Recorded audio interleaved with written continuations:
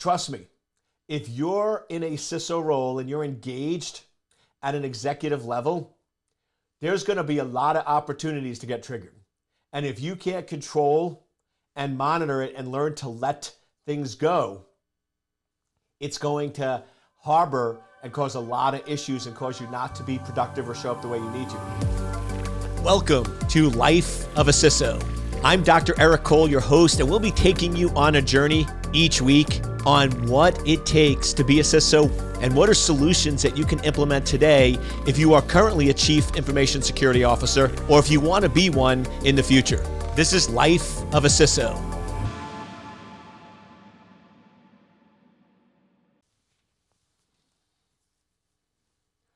Welcome, my friends. You know what time it is, at least I hope you know what time it is. If you're listening to this, you better know what time it is. And trust me, you're not going to get the time from looking at your watch. It is time.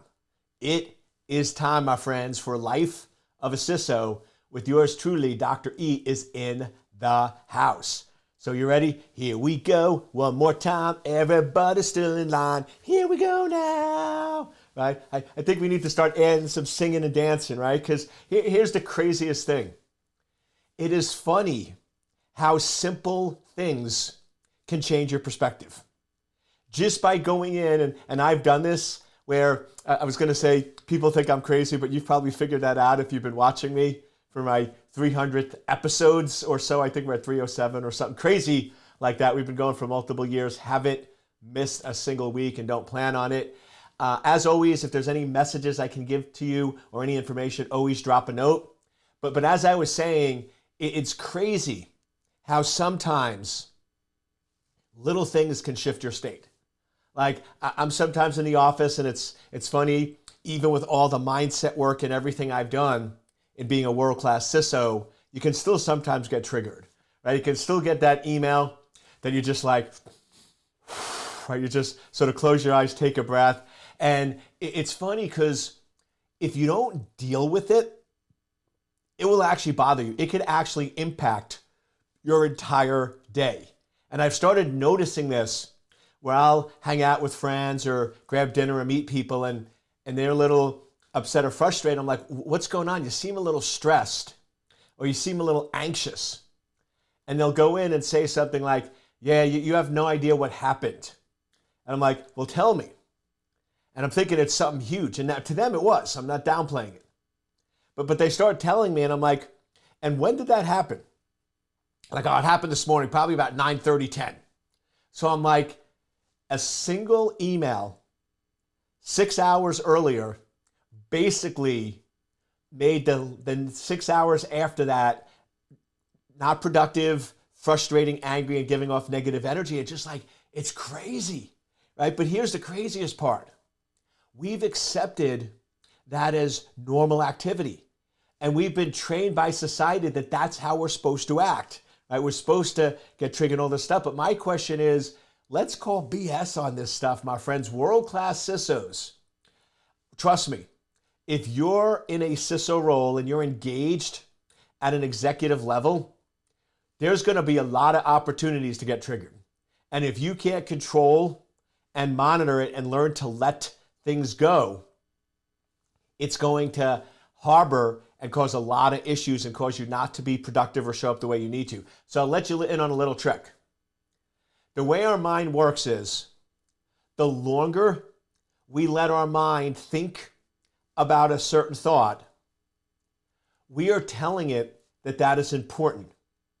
And the more our mind generates emotions around it and we allow it or tolerate it, we are basically saying, yes, this is good, acceptable behavior and do more of it. So you sort of get in this weird pattern of this snowball rolling down a hill where it starts off, maybe this small little snowball you hold in your hand. You could crush it. You could melt it, right? It really wouldn't do a whole lot of damage and you could let it go. But instead, we decide to start rolling it down the hill. And as it rolls down the hill, Anyone who's professional snowman maker, snow people maker, snow women maker, whatever type of snow objects you want to make. I still love making snow objects. They're just amazing to me. And you know, as you roll the snowball, it gets bigger and bigger. So the more we roll, the bigger it gets. And the more we roll, the bigger it gets. So the more we allow ourselves to roll, the bigger it gets, and the bigger it gets, and the bigger it gets. And now we get in a situation where was once a small, tiny snowball that you could carry or smush or put in your pocket. You kept rolling it for so long, now you can't even pick it up. Right now it's the base of the snow object that you're creating and doing. So now all of a sudden, we've created a problem. And that's the thing that world-class CISOs, we need to recognize and understand. Extreme ownership. I'm not saying that people don't do other things, but what I'm saying is you need to own whatever happens in your life. So yes. Somebody sent an email. I'm not denying it, but you didn't have to read the email. You didn't have to process the email. You didn't have to hold on to it. So you actually used that initial object, that initial email, and you created a problem. Just like I took a snowball. I could have done a lot with it. Somebody could have came up and handed me a snowball, a small, tiny snowball. They handed it to me. But I chose to do something with it. I chose to take action. I chose to roll it and keep making it bigger and bigger. I created the bigger snowball, not them. And I know for some, this is a little hard, but I love you and care about you. And I'm speaking to myself. Trust me, this is an ongoing process. But part of being a balanced CISO is you need to realize when to let go and when to hold on. You need to know when to create and when to destroy. You need to know when something is serving you and something is not serving you. And back to where I started, one of the best ways to do that is a pattern interrupt. I will not allow a single email to cause me to create a problem. I just won't. So I've trained myself that when an email comes in and you could feel it, you just feel the trigger, I just get up and I start doing something crazy. I'll get up and just dancing. Here we go now. Whoo, whoo. Put your hands in the air. Just do crazy, wild stuff. If you're old school, I don't even remember how to do it. You're old school, you know where I'm going with this. Crank up the Macarena, right? Do a little Macarena in the office, right? But it's even, I don't know about you, you can't even help yourself but smiling when silliness brings out the fun, happy emotion, which is a great way to clear and reset your mind. Now, I find 90% of the time, I do something a little silly or a little crazy. And all of a sudden, I'm reset and I reread that email. It's like, not a big deal. And you just reply back. No emotion, no response. Yet if you didn't take that short break, you might have caused a bigger problem and a bigger issue. So just realize that you need to be aware of your emotions and what's happening. And you need to realize that, once again, I love you and care about you. Don't get mad at me. But all problems you are creating, and you could decide not to create just by doing a quick pattern interrupt. So just, as you know, if you're new to these, the format might seem a little strange, but the way I work it is I always spend some time sort of in silence, deep thought, connection, and sort of say, okay, what's the topic I should cover? And then I sort of hand it over and start. I have a super light script, but I just sort of, in the beginning, I'm like, just let it go, right? Just let it flow. And I know somebody out there needs it, and it's crazy because the more I just freeform and share from here and not from here, I usually get the most positive responses of like, Eric, how did you know that's exactly what I needed to hear? And I'm like, you can thank the universe. I connected with them and connected with you. I connect with you energetically before every call, so it shouldn't be a coincidence.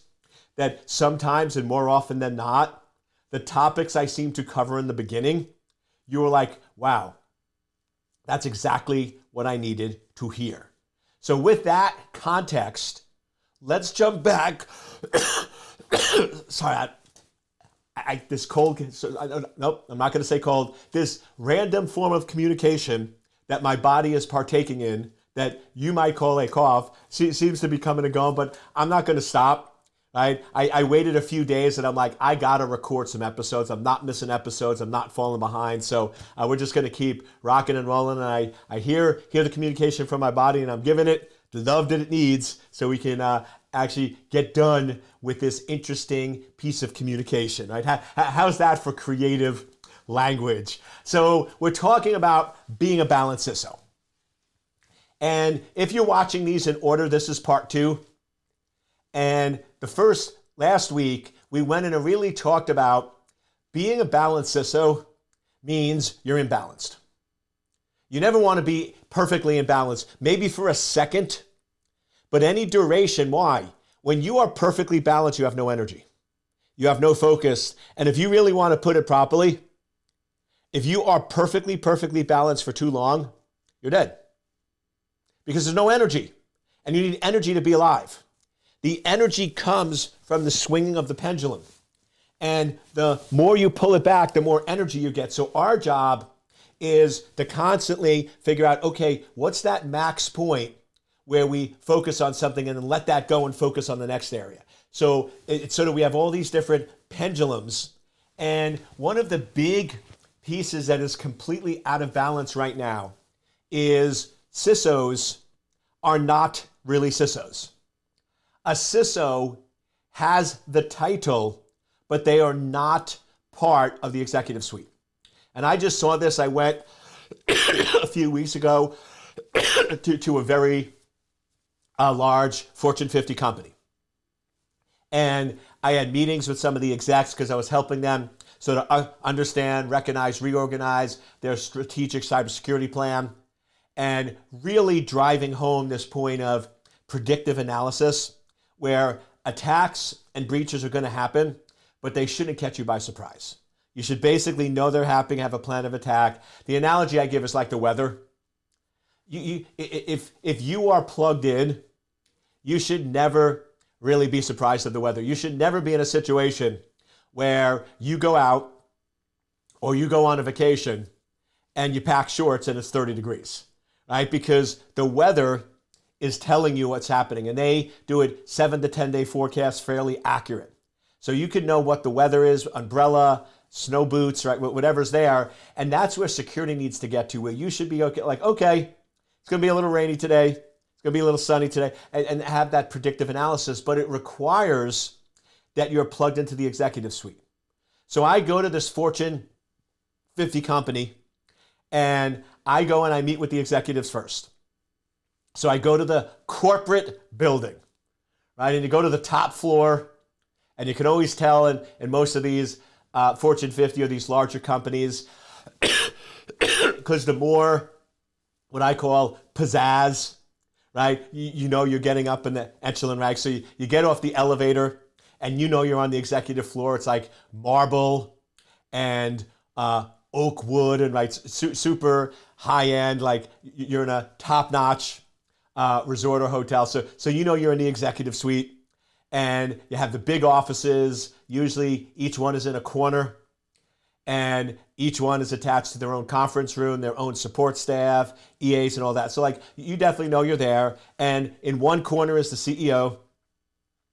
One corner is the COO. One corner is the CFO. And one corner is the chief legal counsel. And I'm like, great. And I'm like, okay, I'm going to meet with the other chief.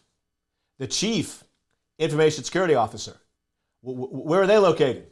There's only 4 corners. I'm like, oh, they're not even in this building. You have to go on the other side of campus, and essentially it's over where all the data centers are, right? All the infrastructure, generators, all that stuff, and the IT and security staff. And there, in one of the corners, is the CISO, and they're the only C in that entire building. And this has sort of been the norm, which is a broken model. If you're really a chief, you should hang out with other chiefs. If you're really a chief, you should be meeting with all the other chiefs. Now, I'm not saying a CISO shouldn't have connection to their team and staff. They absolutely should. They shouldn't have periodic staff meetings with their team. Absolutely. So does the CFO. So does Chief Legal Counsel. But most of your time should be with the other execs. So I joked with them. One of my recommendations is you need a new headquarters. And they said, why? I'm like, you need a 5-corner building. You need a building with 5 corners because you're missing one of your chiefs. You need to have a 5th corner in which your Chief Information Security Officer is in the same floor, same locale with everyone else. Now, this is one that if you are a current CISO or going to be a CISO, I'm planting seeds here because this is probably going to take a few years to get this ship turned around. But you need to show up and act like you belong. So part of being a balanced CISO is you need to be present around the other execs. One of the things I recommend is at least twice a week for a couple of hours, you should sit in one of the conference rooms. Executive floors and executive suites have tons of conference rooms. They are not used. They often sit vacant a majority of the time. So I would be hard pressed to say you couldn't find an hour here, an hour here, and an hour here. You could absolutely find 3 hours where one conference room, you might have to switch, is available. And what you're doing is you're just putting things back in balance where you're like, listen, I am a Chief Information Security Officer. I am a Chief Officer. You appointed me as Chief Officer. I respect that you're a Chief Officer, but guess what? For me to do my job, you need to treat me like a Chief Officer. Now, you don't say this, but you're acting. Actions speak louder than words, my friends. Let's stop talking about what needs to be done and let's start doing it. So I urge you, start sitting there. Now, in the beginning, it might be a little weird. They might pop in and be like, hey, what's going on? And I'd recommend even just sending out an email once a week saying, hey, listen, I know how critical security is to the company. I also know how busy you are. So no pressure, but I just want you to know that Monday, Wednesday, Friday from 8 to 10, I'm just going to be working from the corporate building. So if you just want to have a quick conversation or ask questions or have a meeting, I'm going to be available and ready to discuss. And what you're going to find is, in the beginning, a little weird. But pretty quickly, I find I've done it within a week or two. All of a sudden, somebody will stop in, like the COO will go, oh, you're here today, good. Eric, I didn't want to bother you with an email, but I just want to ask you real quick, what do you think about this? Like, oh, great, blah, blah, blah, blah, blah. And 5-minute conversation. And then they're going to be like, wow, we got so much value. Remember part 1, it's about awareness and value. They're getting so much value out of it that they keep coming in and keep asking you. So that's one of the tricks. The next trick is the best way to get something is to give something. So start giving the proper respect to your other peers. A lot of times, and I understand why I'm not pointing fingers, I'm here to help you. But many times when you go in and talk to CISOs, they're like, Eric, you have no idea what I have to deal with. There's this vice president in engineering, OMG. Like, if I was alone with them, I don't know what I would do. I might start smacking them because they don't get it. They don't understand it. Right? They have no freaking clue what's going on. Well, I have a question. If that's how you're talking about them behind their back, and that's how you feel about them, think of the energy that you're going in when you meet with them. I'll tell you, you might think you're good at hiding it. You're not. I'm not. Nobody's at. We know how you feel. I know how you feel. When I meet with people, I can tell how they feel. Right? And I've had this issue where I can tell when I'm meeting with somebody that they don't like me, they don't have respect for me. And one of the things I've learned is two things. Life is a mirror. Everything you see, everything you do, everyone you meet is a mirror reflecting back to you how you really feel about yourself. And I know that's a hard pill to swallow, especially if you're with somebody that's sort of not nice or frustrated. And here's the reality. That's a part of you that you're seeing. What you see is typically aligned with who you are because you want to see things that are like you. We like to be around things that are comfortable to us. We don't like to be in uncomfortable situations. So what do? Our minds are miraculous. They're amazing pieces of machinery, and they're going to be focused on making an uncomfortable environment comfortable. So if you're with a brand new person that you have never met, that's an uncomfortable situation. Well, you don't like uncomfortable, so what are you going to do? Your mind's going to immediately look for things that it knows. Look for things it's comfortable about. Look for things that is like you, related to you, or are you. And you're going to start drawing that out of that person. And then by doing that, you're going to get very comfortable with the situation because now it's known. It's something you know because it's who you are, and you're going to draw it out. So that's why you might notice when you're either in confrontation or things like that that are uncomfortable, the more you talk and the more you're listening, you tend to get comfortable. And then you might get uncomfortable again and comfortable. Well, here's the trick. And I know I don't like admitting it, but the truth is this. When you get comfortable, you're seeing yourself in that person. That's what creates the comfort. And when you're uncomfortable, you're seeing new things that are not you, that you might want to be you. So as you're communicating and talking with people, just recognize that if you're uncomfortable, that's something new, and if you're comfortable, it's new. So if you're not showing respect to other people and saying positive things about them, they're not going to say positive things about you. Now, if I was, talking to a younger version of myself, I would probably be like, well, they need to show respect for me. Yeah, but that's not us, right? That's sort of entry level, and we're like so much more advanced. We're world-class CISOs, and you're world-class listening to this. So just don't let yourself get in a trap. Well, if they want respect, they have to show respect. No. If you want respect, give respect. The best way to get is to give. Give what you want, and remember, life is a mirror. It will reflect it right back to you. So being a balanced CISO, no more negative talk, no more bad talk about executives, no more bad talk. Well, heck, let's just knock this ball out of the park. What if crazy? These are just crazy ideas I'm coming up with. I know, just off the wall, crazy idea. What if, to being a balanced CISO, we no longer said negative things? We no longer criticized. We only looked for the good in other people. So now our job is, when we're in a meeting, we should be focused on what our objective is. So here's problem one to being a balanced CISO.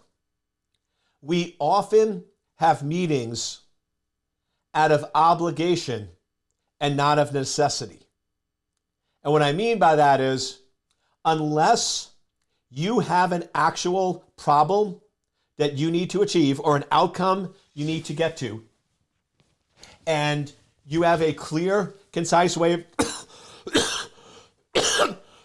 of getting there, and the only possible way of getting there is meeting with that person, then you should have the meeting. That's out of necessity. I am very, when I bring on new staff, and we're onboarding some new staff now because we're doing some nice growth things with my company, is I sort of explain to them how I operate. And it's always, you can see they're a little set back, but then after a month or two, I ask them, they're like, oh, I love it. Because here's how I operate. I tend to not have a lot of planned meetings. Because here's the issue. If I have a problem or an issue that I need to solve, why would I wait 2 weeks? Why would I set a meeting even for a week later? I have the problem right now. I need information right now. Why would I hold on to it and stress about it if it's not important? So yes, once in a while for status and things like that, because you know you need to stay in the loop, you might do weekly meetings. But like when people go in and say, oh, it's a Tuesday, and they're like, let's meet on Friday. I'm like, no, I want to meet today or tomorrow. And they're like, I'm busy. I'm like, you don't have 10 minutes? I'm like, for the next 72 hours, you are telling me you don't have 10 minutes. And I'm like, of course I have 10 minutes. I'm like, perfect, let's meet. And they're like, but I'm like, I need 10 minutes. I've done my homework. I know exactly what I need to ask. Hopefully you've done your homework and you know exactly what to say. And we need to understand each other and connect, so we can't do email or text. I need to see you, hear you, and sort of understand the emotion behind it. So let's meet for 10 minutes. And we solve it. And it's crazy because it's so against how we were trained in our corporate culture. Our trained in corporate culture is all about, you must have meetings and they must be an hour. And the problem with that is, if you're doing it out of obligation and there's no real agenda and there's no real purpose, your mind is naturally going to start criticizing and critiquing. And you're going to naturally give off weird amounts of energy. So you want to, being a balanced CISO is, only have meetings if there's an exact problem or issue that can only be solved with face-to-face or Zoom, and then set the meeting and have it quick. My clients love me because they'll go in, and a lot of them are the old school traditional, so they'll usually set 30 or 60-minute meetings. And I always ask them, okay, what exactly do you want to accomplish? Or I tell them, here's what I want to accomplish, and here's the outcome. I always do very brief agendas, and I come prepared. So we have a lot of times. This morning, I already had 3 meetings. I think they were all under 15 minutes, and every client is like, wow, we got so much done in such a small amount of time. That's when you know you're doing it right. Because we're so often of having these inefficient meetings. So you want to have meetings and respect. And then as we sort of wrap this up, being a balanced CISO really comes down to one thing and one thing alone. Deliver amazing quality of service. I remember I worked with a CISO 15 years ago, and they were sort of my model and my mentor of how to be a world-class CISO. And one of the things they told me is, they go, Eric, I tell my security team a simple motto. When you get put on projects, because this was a development company, and part of the rules of the development company is when you started a new project, you had to have a representative from security on the team. So you had a representative security on the team. And this was 15 plus years ago, when security was known as saying no, causing trouble, and all those other things. And she told her staff a simple thing. She goes, I'm going to look at the projects, and I'm going to look at, were they delivered on time, under budget, with high quality? And she goes, that's all I want you to focus on. And the reason she did that is because nobody wanted security on the team. Security was viewed as being a troublemaker or negative. So within 3 years, having her team focused primarily on that. Now, they still did security, because trust me, that's what they're going to do naturally. So they're not going to not do security. But they were so focused on making sure the projects were successful that at the board meetings, they started saying, wait a second. We noticed there's a group of projects that are always high quality, on time, under budget, and most of the other projects are not. What makes this 20% of projects different than all the other projects? And what they started realizing is, it's when you involve security on the project, it gets delivered on time, under budget, and high quality. So now what do you think everyone wanted? Security on their projects. Isn't that a pretty cool way of being a balanced CISO? Is they knew what everyone wanted, which was on time, under budget, high quality, and they gave them what they wanted. They then hid in what they needed, which was cybersecurity. But then they got their reputation by showing respect, adding value, and giving people what they wanted.